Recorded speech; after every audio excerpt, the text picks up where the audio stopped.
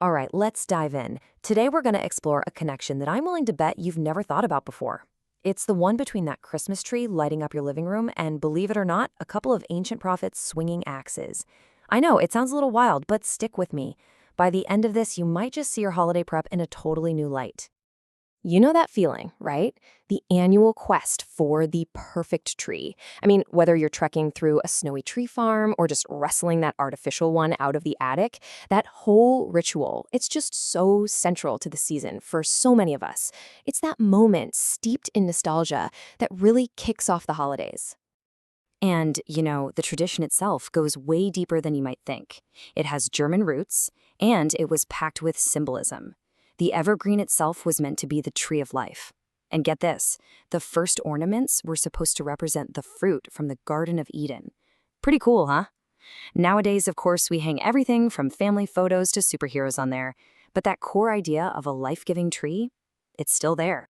And for a whole lot of people, that preparation is, it's physical. It means heading out into the woods or maybe a really nice tree farm with an axe or a saw in hand. This act of cutting, of actually felling a tree to bring it home, that's a huge part of getting ready. And that specific idea, preparing for something by cutting something down, well, that's where our story is about to take a really fascinating turn. Okay, so Section 1, Prophets with an Axe. And this is where we shift gears from a cozy holiday tradition to something a lot older and a whole lot more intense. So seriously, what on earth could possibly connect these two worlds? It really does seem like a major stretch, but the link, it's in that very same word we just used, preparation. It's all about getting ready for something big to happen. So let's meet our two main characters. We've got Isaiah from the Old Testament and John the Baptist from the New. And just like us, they're getting ready for a big arrival. But they're not hanging ornaments. They're grabbing that old axe out of the shed, they're sharpening the blade, and they are getting ready to completely change the landscape. Now, to really get their different styles, just imagine taking both of them to a Christmas tree farm. John the Baptist, he's the intense survivalist type, right? Axe in hand, yelling repent. He looks around, sees the trees that aren't producing good fruit, and he's like, yep, that one's got to come down. But Isaiah, he's different. He's more like a field biologist, super observant, hopeful, just fascinated by how life always finds a way. And Isaiah's focus is on this one very specific thing, what he calls the stump of Jesse. Now, Jesse was King David's dad, so this stump is a symbol for the entire royal family line of David. Imagine a huge, mighty tree that's just been chopped down, and now it's just a dead, rotting stump. That's what this represents, a kingdom in ruins, a total loss of hope. But here's the thing. Where everyone else sees a dead end, Isaiah sees a miracle. He spots a tiny little green shoot, a new branch of life, pushing its way out of what everyone thought was totally finished. He's basically saying, hey, look, from this dead thing, something incredible and life-giving is going to grow, and it's going to bear new fruit for the whole world. Let's move on to Section 2, Preparing Then versus Now. And here we're going to compare the kind of prep work these prophets were doing with our own holiday to-do lists. And believe me, the difference in scale is just staggering. I mean, just listen to the sheer scale of what Isaiah was imagining. He's not talking about a small political change. He's dreaming of a world where the fundamental laws of nature get a complete rewrite. Predators and prey, just chilling together, led by a little kid. It's this beautiful, radical, total transformation of everything they knew. It's almost like a Disney movie, but it came from a place of seeing his kingdom in absolute ruin. Okay, now fast forward to John the Baptist. He is living much, much closer to the actual arrival of Jesus. He just doesn't have time for Isaiah's dreamy, long-term visions. He feels this intense urgency. He knows someone is coming, like, now, and the people are absolutely not ready. So his work isn't about imagining a new world. It's about shaking up the one he's in, right here and right now. And here's the kicker. For all their certainty that something was coming, they had zero idea about the details. They didn't have a calendar with December 25th circled in red. They didn't know the who or the when or the how. All they knew was that God was on the move, and it was their job to get the world ready for it. And that's where the contrast just hits you like a ton of bricks.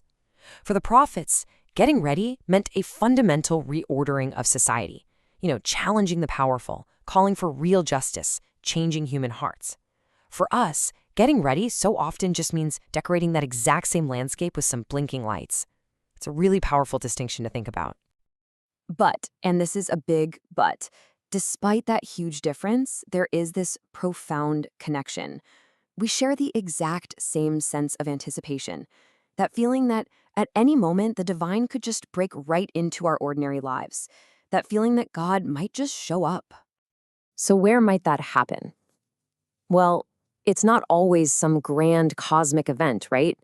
It could be in the person who knocks on your door, or maybe it's in the stranger on the street asking for a little help. It could even be in the neighbor who reaches out with a helping hand right when you've been knocked flat. The point is, you just never know when or how that grace is going to show up. So this brings us to our final section, the ever-ready heart. What does all this actually mean for us today?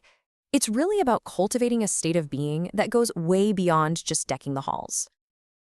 And here's the key distinction right here. Preparing for Christmas, that's a project. It has a checklist, it has a deadline. But preparing for Christ's arrival, whatever form that might take, that's a constant state of readiness. It's a way of living your life, not just another task to check off a list. So what does that actually look like in practice?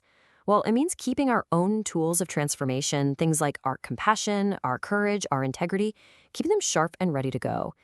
It means looking for different kinds of fruit beyond just material stuff. It means being ready to give grace, or maybe even receive it. It means telling the truth, even when it's hard, and caring for people who are struggling. This quote from John the Baptist just sums it all up so perfectly. See, he wasn't just telling people to feel sorry for what they did. He was demanding that they produce tangible results, actual fruit that grew from their changed hearts. And what kind of fruit was he talking about? Things like grace, mercy, love, and justice. Actions, not just feelings. Ultimately, this kind of preparation isn't really for us.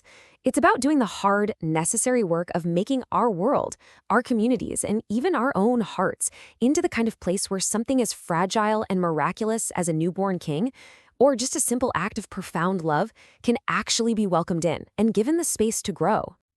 So, as we all head into this season of preparation, the real question these ancient prophets leave for us isn't, is your tree decorated? It's, are you ready? It's a challenge, really, to look past all the blinking lights for a second and just ask ourselves, in what way, big or small, how will you prepare the way?